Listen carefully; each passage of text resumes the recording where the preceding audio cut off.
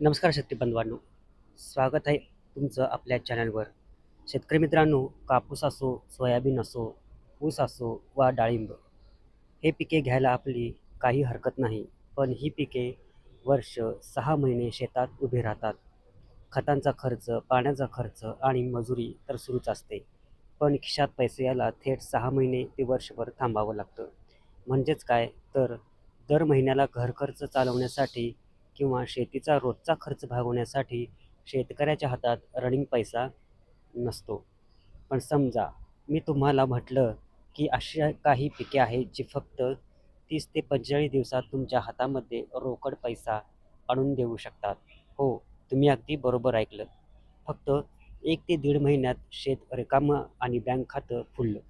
आजच्या या विशेष व्हिडिओमध्ये आपण अशाच 4 ते 5 नगदी आणि कमी दिवसांच्या पिकांबद्दल अगदी सविस्तर माहिती पाहणार आहोत, जी तुम्हाला मी कमी खर्चात बंपर नफा कसा मिळवून देईल ते सांगणार आहोत.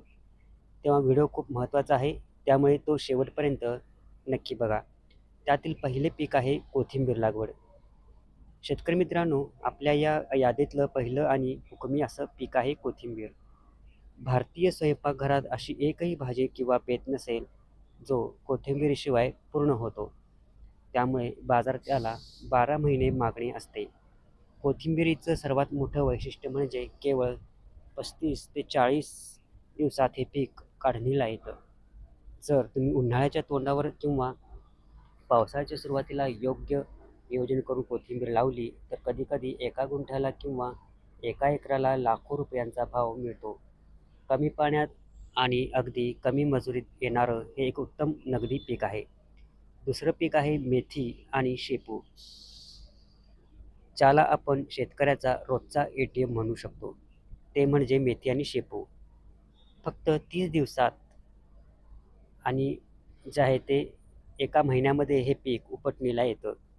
जर तुमच्याकडे पाणी उपलब्ध असेल आणि जमीन भुसभुशीत असेल तर मेथी तुम्हाला कधीच निराश करणार नाही. दररोज बाजारात मेथीच्या जोड्यांना चांगली मागणी असते.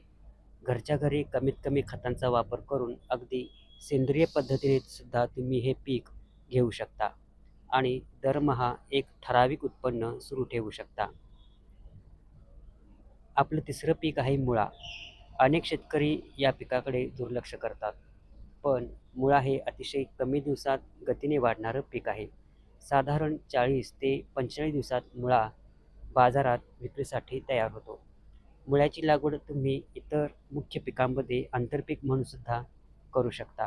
मुळ्याच्या कंदासोबतच त्याच्या पानांनाही बाजारात चांगली मागणी असते. कमी रोगट आणि कमी काळजी घ्यावी लागणारं हे पीक कमी दिवसात चांगला नफा देऊन जातं. यानंतर येतं वेलवर्गीय पिकांमध्ये चौथी भाजी, ती म्हणजे काकडी आणि कारली. योग्य जातीची निवड केली तर साधारण 45व्या दिवसापासून काकडीची तोडणी सुरू होते. एकदा तोडणी सुरू झाली की पुढील 2 महिने तुम्हाला सतत उत्पन्न मिळत राहतं. सलाडसाठी काकडीला हॉटेल्स आणि लग्नकार्यात मोठी मागणी असते. जर तुम्ही मल्चिंग पेपर आणि ड्रीपचा वापर केला तर काकडीचे उत्पादन दुप्पट होते. शेतकरी मित्रांनो, ही सगळी पिके कमी दिवसांची असली तरीसुद्धा यामध्ये एक गोष्ट खूप महत्त्वाची आहे, ती म्हणजे मार्केटचा अंदाज. या पालेभाज्या किंवा नगदी पिके बाजारात जाताना घेऊन जेव्हा बाजारात आवक कमी असेल अशा वेळी तुमचं पीक निघेल याचं गणित तुम्हाला जमलं पाहिजे. तसेच या पिकांची साठवणूक जास्त दिवस करता येत नाही, त्यामुळे काढणी केल्याबरोबर लगेच ती बाजारात पोहोचवणे गरजेचे आहे. तर शेतकरी बांधवांनो, पारंपरिक शेतीला या आधुनिक आणि कमी दिवसांच्या पिकांची जोड द्या आणि आपल्या शेतीला एक फायदेशीर व्यवसाय बनवा. तुम्हाला आजची माहिती कशी वाटली आणि या 4 पिकांपैकी तुम्ही कोणत्या पिकाची लागवड करायचा विचार करत आहात हे मला खाली कमेंट बॉक्समध्ये नक्की सांगा.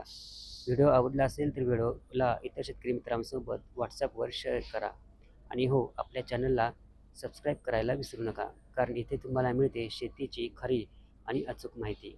पुन्हा भेटूयात अशाच एका माहितीपूर्ण व्हिडिओमध्ये. तोपर्यंत धन्यवाद. तेव्हा पुन्हा भेटूयात अशाच एका नवीन माहितीसह पुढच्या व्हिडिओमध्ये. तोपर्यंत नमस्कार, धन्यवाद.